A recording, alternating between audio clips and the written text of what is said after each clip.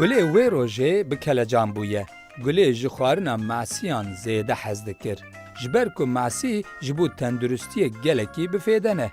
Gulê her car masî dixwar, lê ev car ne ji bo xwarina masîyan bi kêf bû. Sebeba kêfa wê û kelecana wê ya mezin, gulê ew ê biçûya mahsiyan bigirta.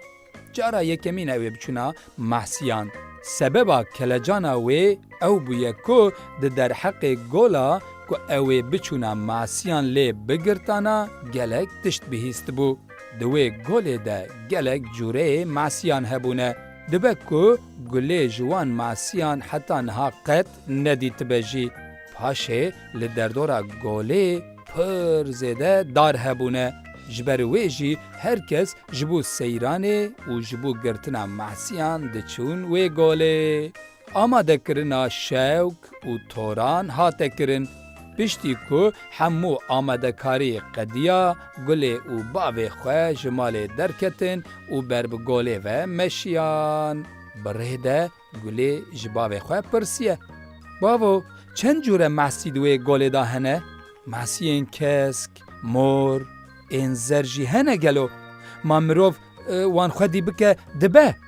Bavê gulê dibêje, ev çend sale ez jî neçûme, lê gelek masiyên reng bi reng di wê golê de hebûn.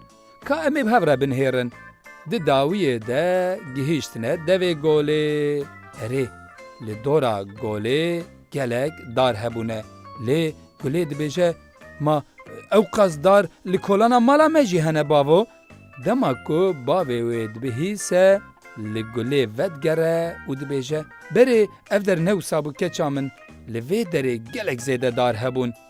Di nav demê de pir guheriye. Mixabin gelek ji wan daran hatine birîn.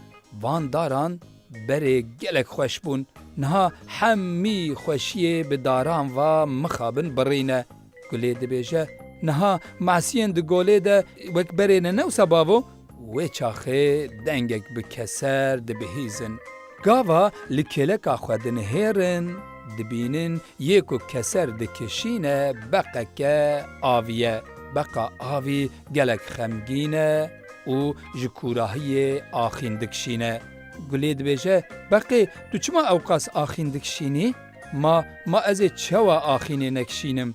Hûn rewşa gola me nabînin. Berê gelek xweşik bû, lê niha bûye wek poxan. Sosinên di nav golê de jî riziyan e. Hemû masiyan li vê derê terikandin û çûn. Wê masî di navê çopxaneyê de çawa nefesê bigirin. Ez ê jî di demekî nêz de ji van deran bar bikim û herim. Cihekê din ji xwe re bibînim. Gulê got, çima van deran wiha bû? Kê wiha kir? Beq dibêje, hemû jî weke we hatin, van deran hemû çopê xwe avêtin û çûn. Hinek hatin daran jê kirin, hinekan dînemêt avêtên golê hemû masiyan kuştin. Kê hat xwezayê talan kir û çûn.